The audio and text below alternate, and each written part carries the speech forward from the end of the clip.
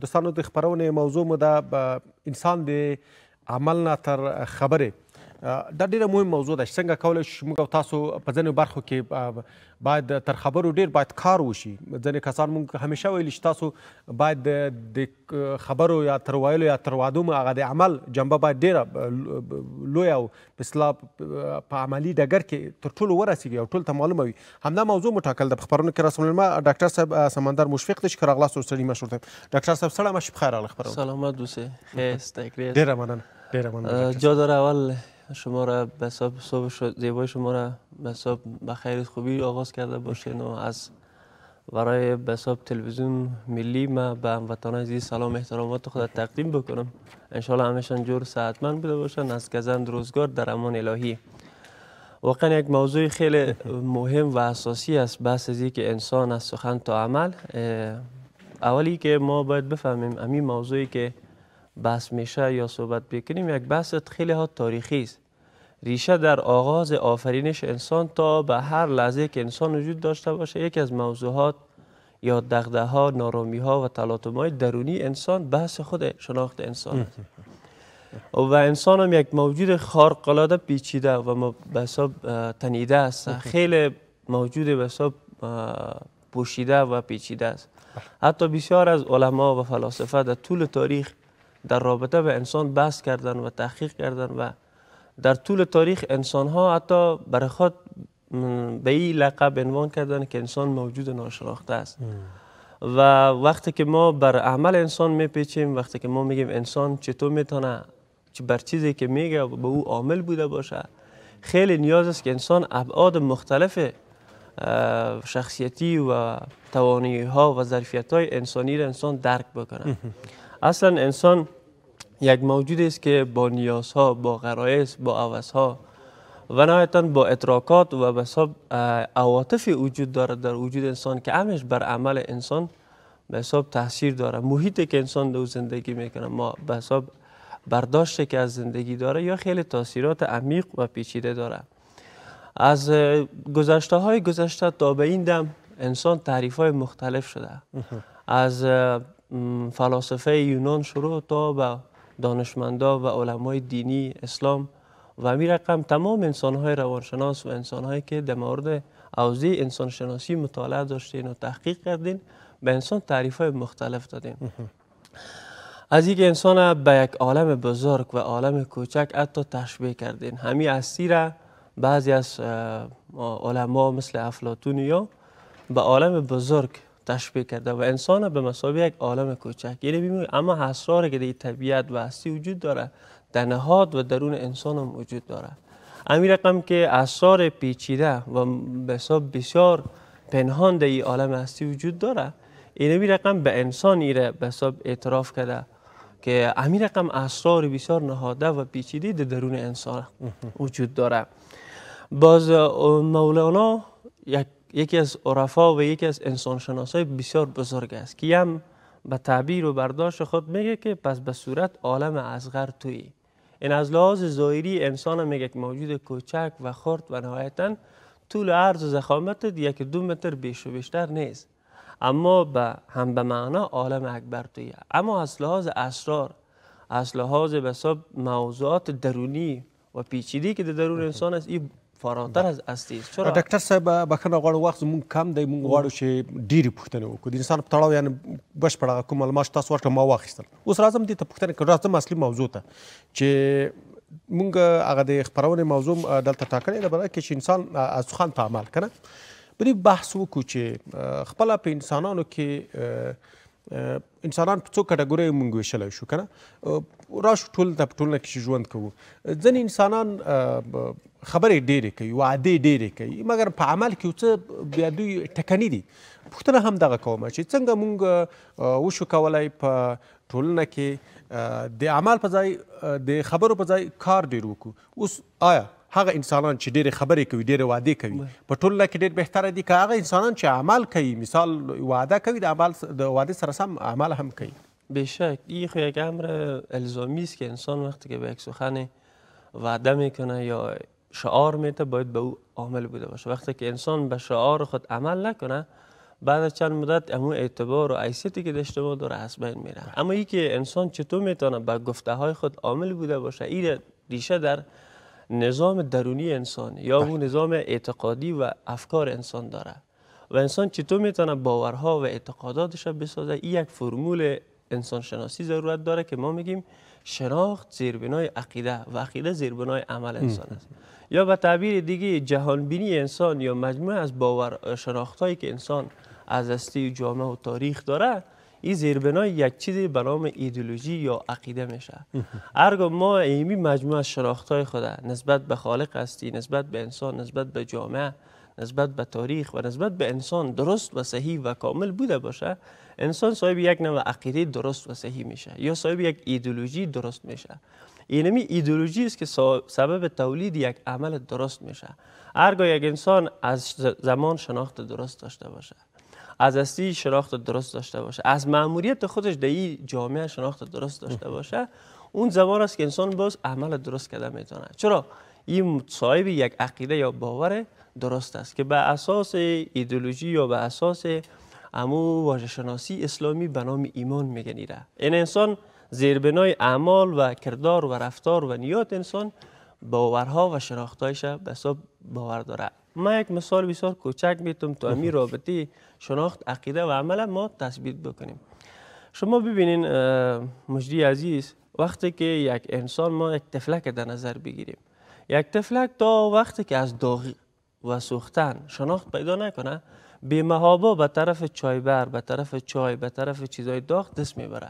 هرگاه یک بار سوخت و کلمه اوخ شنید از مادرش یا از پدرش یا از خواهرش، شما ببینید که هر بار دیگه همین کلمه را دوباره که گرزت شد برش اوخ گفته شد بر از تفلک، شما ببینید تفلک ولو که هر چیزی بوده باشه، به هر شکلی که بوده باشه، دیگه جرأت دست دادن نمیکنه.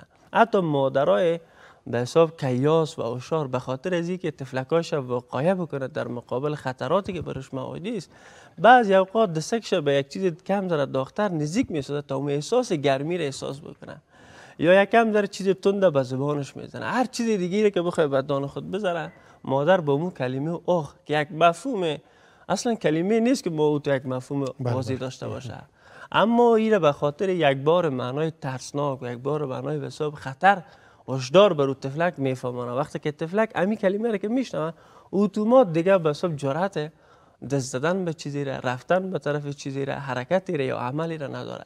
حتی همین رقم ببینید شما بعضی از انسان هاست وقتی که باور و شناختشان نسبت به یک موضوع یا یک انسان تغییر میکنه، ولو که انسان قسم بخوره، ولو که انسان تعهد هم بسپاره برش، دیگه اعتماد بر از اون نمیکنه. چرا؟ چون شناختش تغییر کرده نسبت به عموم فرد. ما در جامعه میبینیم بسیار از والدین شکایت دارن که ما می فرزند ما میگیم که همی عمل انجام نده یا با می فرد رفت نشست و برخاست نداشته باش، اینمی رفیق و دوست خوب برات نیست. اما دستانی عمل که میشه به ما به صبح دست سخن میگه درست است، اما دستانی عمل میبینیم دوباره با اینمی رفیق نااهلش امی انسان بعد بازم نشست و برخاست داره، میگه دلیلش نمیفهمم. برش وعده کردم. حتی یک کسی خیلی جالب بود، یک والده صاحب بود برای من میگفت که من یک بچه دارم، برای گفته بودم که درس بخوان و وعده کرده بود که اگه برای من بایسیکل بخری من درس میخوام. وقتی که بچه یک چند مدت بایسیکل گرفته بود، همراه از درس میخوان موفق شد و یک چند وقت همراه بایسیکل حرکت میکرد و چکر میزد و این موارد، بعد یک مدت بعد خسته شد از این بایسیکل. بالاخره آمده بود در خانه به مادر خود گفته بود مادر این بایسیکل هم از خود دیگه و درس نمیخونم. چرا؟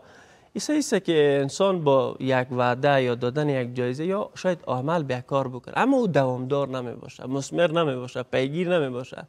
وقتی انسان میتونه به حساب به یک عمل مبادرت بورزه، وقتی که ارزش از او را بفهمه.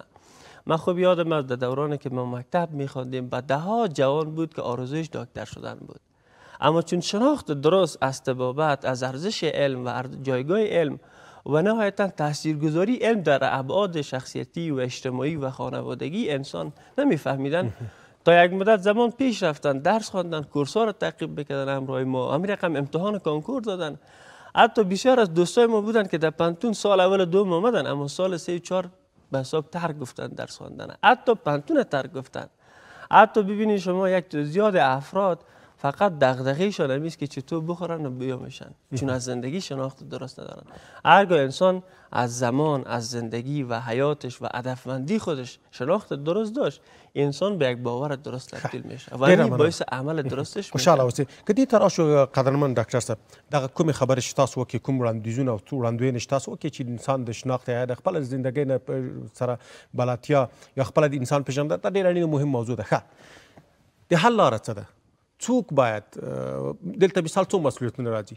ماشومان د مخکې تاسو ښه مثال نه ورکړ. ماشوم چې کله په جامعه کې په ټولنه کې لویږي لومړی مور او پلار مسؤلیتونه دي. هغې نه وروسته بیا ښوونځي ته ځي، د ښوونځي نه وروسته پوهنتون ته ځي. دلته بیا نور روحاني شخصیتونه زموږ هغه شخصیتونه چې په هغوی حساب کېدلی شي هغه دوی ته مثال درس یا مشورې ورکړي. زه اوس پوښتنه کوم دلته مسؤلیت د چا ادا کېږي؟ آیا یو انسان چې کله په یو کورنۍ کې تولیدېږي لومړنی مسؤلیت یې مور پلار د کورنۍ د غاړې دی که نه بیا ښوونځي هم کوم مسؤلیتونه شته دي؟ دغه ټول مسؤلیتونه چا ته راجع کېږي چې یو داسې انسان ټولنې ته موږ او تاسو تقدیم کو یا معرفی کو چې د ټولنې په دردخور اوسیږي، نه داسې خدای مکړه ټولنې ته بیا ستونزې جوړې کړي. بله، به خاطر به حساب ساختن یک شناخت درست بر انسان ها چی در دوران طفلی نوجوانی یا بوده باشه، تمام افرادی که در یک جامعه است به یک نوع از آنها به حساب مسئولیت دارند. ما یک دو جمله را ما به شما یا دو کلمه را توضیح بدیم. یکی ما تربیت داریم، یکی اصلاح داریم. برای اطفال و نوجوانان مسئولیت تربیتشان ما داریم و برای جوانان و کسایی که سنشان پخته و پیر هستند ما وظیفه اصلاح سازی از او را داریم تا همین شناختایشان درست و کامل بسازیم تا به عقیدهشان تبدیل شود و به نهایت عمل. حالا اگر یک طفل است در خانه است، اولین مسئولیت به والدین از او است. بالاتر از خوردن، نوشیدن یا وظیفه و مأموریت یک پدر و مادر دادن یک شناخت درست بر یک طفل از زندگیش، از هستی و از خودش و از جامعه و تاریخ است. هرگاه این طفل در دستگاه و به محیط مکتب وارد میشه، یکی از وظایف بزرگ اساتید و استادای مکتب همین است که در کنار درس دادن به حساب خواندن، نوشتن و ریاضی، فیزیک، کیمیا، باید انسان صاحب یک جهان بینی درست و صحیح بسازه. و هرگاه این انسان به محیط پانتون میره، باید وظیفه اساتید اینه در کنار تدریس رشته های تخصصی، وظیفه و مأموریتشان این است که باید ابعاد فکری و اعتقادی و جهانبینی شاگردایشان درست بسازند. چرا همین اساتید، علما و دانشمندان مأموریت افکار یک جامعه را دارند. هرگاه علما یک سرزمین وظیفه خدا را انجام ندن، اساتید در مکاتب و بسا پدر مادر در خانواده و همین رقم رسانه ها در عموم افکار جامعه متاثرترین جای یکی از نقش‌های خیلی در سر جهانبینی انسان ها که نقش داره، عوامل بیرونی که وجود داره رسانه هاست، خانواده است، دوست هاست، پوهنتون است، همین رقم مکاتب یاست. و یکی از عواملی که خیلی در جهانبینی انسان نقش داره اون نظام درونی و عوامل درونی انسان است. ما انسان ها موجوداتی هستیم که با دو صدای ناخواسته، صداهای مثبت و منفی در درون خود مواجه هستیم. هرگاه ما یک کار میخوایم تصمیم بگیریم انجام بدیم، عملا یک صدای به ما ایجاد میشه که انوزه وقت است، انوزه این عمل بدتر بکن، خسته هستی، دیرتر. مثلا یک آدم از میخواد که نماز بخونه، شب تصمیم گرفته و صبح وقت بخیزه به نماز، اما میبینی که همین لحظه که بیدار میشه میگه انوزه وقت است، انوزه روشنی نشده، انوزه ملا آذان نداده، چند دقیقه صبر بکن. یا میرقم یک شاگرد از میخواد درس بخونه، به خاطر از اینکه درس بخوره میگن روز یک هفته به امتحانات مانده، دو سه روز که نزدیک شد بعد از او. چرا؟ سر جهان بینی و اعتقاد و عمل ما این صداهای درونی هم خیلی نقش داره. پس اگر جمع‌بندی بکنیم جواب ما را به است که هر افرادی که به حساب توانایی علمی و ظرفیت و عمری و صلاحیت سر هر انسان دیگه داشته باشن، مسئولیت اصلاح و تربیت از او را دارند. ډیره مننه قدرمن ډاکټر صاحب، وخت کم دی، تاسو خبرې ډیرې ښکلې وې. ان شاء الله په نورو خبرونو کې به حتما را سره بحث کوي په دغه موضوعاتو.